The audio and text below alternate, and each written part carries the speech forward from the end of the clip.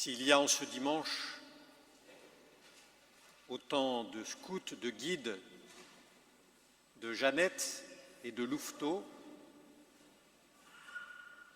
c'est bien parce que, guidés par leur chef,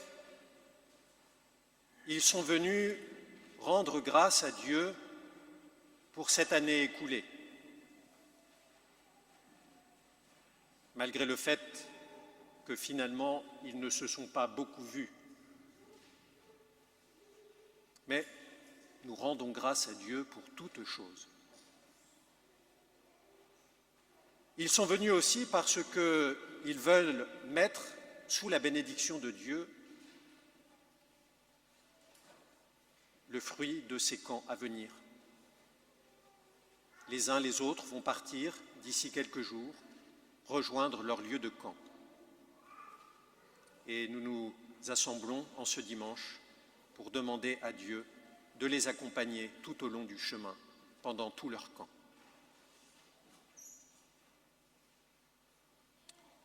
Comme cela est clairement rappelé sur l'étendard,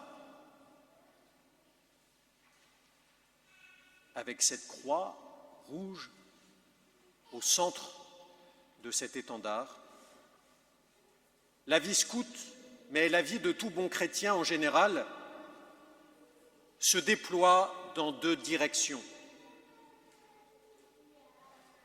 Verticale, ancrée en Dieu, les pieds sur terre et le cœur dans le ciel, horizontale. Le bon chrétien, le scout, la guide, est appelé et est disposé à servir toujours son prochain. Nous sommes invités en ce jour à nous ancrer profondément en Dieu. La loi de l'Évangile vient de nous le rappeler à l'instant. Celui qui aime son père ou sa mère plus que moi, ou celui qui aime son fils ou sa fille plus que moi, n'est pas digne de moi. Cela ne veut pas dire qu'il s'agit de mésaimés notre père, notre mère, notre fils, notre fille, mais il s'agit bien de s'ancrer d'abord en Dieu, d'accueillir avant tout l'amour de Dieu dans notre cœur. Et c'est cela qui nous rend justes. S'ouvrir à Dieu, le mettre en première place dans notre vie, c'est s'ouvrir à son amour tout-puissant.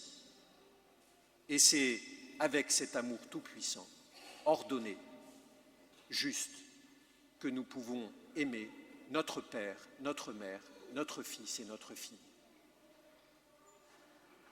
Voilà la vocation du chrétien, à se laisser aimer par Dieu, à s'emplir de l'amour de Dieu, afin de pouvoir aimer largement, à la manière du Christ.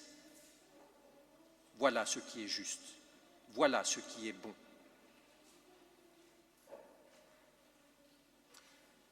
Selon la loi scout, il est dit dans un des principes, le scout, la guide, est fier de sa foi. Il lui soumet toute sa vie. Voilà. Pas un peu de sa vie, toute sa vie. Il s'agit donc, pour la vie d'un scout, d'une guide, d'une Jeannette ou d'un Louveteau, de mettre Dieu en première place dans sa vie, de mettre Jésus en première place et de le préférer, lui, à toute autre personne ou à toute autre chose. Et c'est peut-être pour cela que, pendant la période des camps, nous installons dans le coin de pâte, ou dans le coin d'équipe, un oratoire. Et sûrement nous le faisons aussi dans nos maisons. dans un endroit bien visible, qui nous rappelle à chaque fois que nous traversons la pièce, l'appartement, la maison, le lieu de camp, que Dieu doit être le premier servi, le premier aimé, qu'il nous rappelle à chaque moment que toute notre vie doit être soumise à ce Dieu d'amour. Et puis enfin, nous sommes invités à servir notre prochain, à l'accueillir, avec ce cœur aimant rempli de l'amour de Dieu.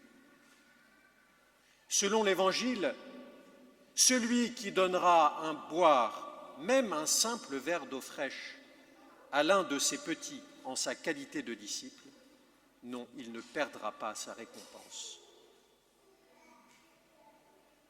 Si nous accueillons dans notre maison un prophète, nous aurons une récompense de prophète.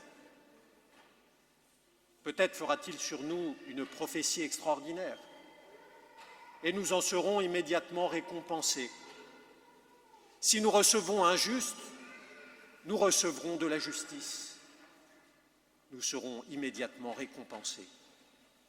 Mais recevoir un pauvre petit en sa qualité de disciple, c'est-à-dire un petit qui n'a rien à nous offrir,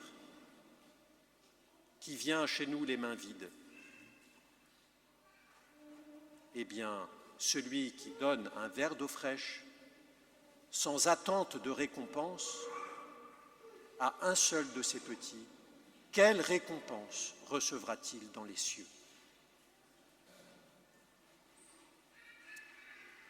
Cela fait donc appel à ce que nous appelons la charité gratuite. Or, nous sommes dans un monde où ce que nous cherchons, et c'est le paradigme, c'est le bien-être.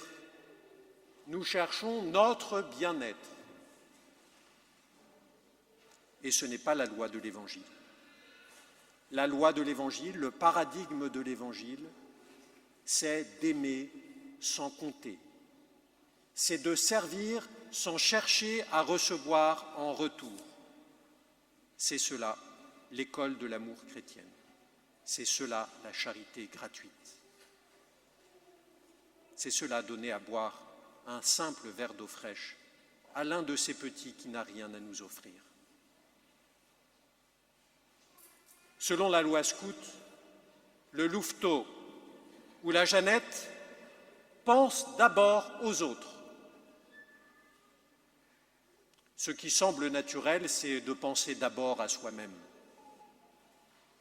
Malheureusement, c'est souvent une logique intérieure. Et c'est toute une éducation de se mettre à penser d'abord aux autres.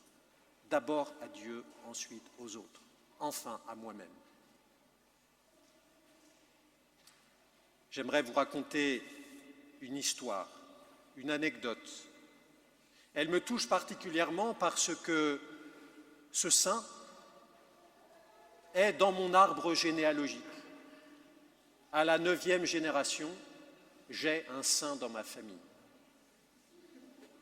Et il s'appelle Benoît-Joseph Labre. Cet homme a cherché sa vocation, il est allé frapper à plusieurs monastères, il y a été rejeté une fois, 2 fois, 3 fois, il a fini par se décider à aller marcher sur les routes de l'Europe en pèlerin. Et voici qu'en juillet 1770, il passe à Dardilly, il frappe à une porte alors qu'il est épuisé de sa journée, et là, il est accueilli, on lui ouvre la porte, Mathieu, Vianney et sa femme le font entrer dans la maison, l'installent à la table familiale. À cette table familiale, il y a une assiette et une chaise vide. Cette assiette et cette chaise, elle est pour le pauvre, elle est pour le Christ. Benoît Labre va donc passer dans cette famille où déjà le petit Jean-Marie Vianney est présent. Il voit. Saint Benoît Labre va envoyer, lorsqu'il arrivera à Rome, une lettre de gratitude et de remerciement à la famille Vianney. le saint curé d'Ars gardera toujours dans son cœur l'image et la présence de saint Benoît Labre, ce pauvre accueilli à qui il a été donné un simple verre d'eau fraîche. Voyez les récompenses.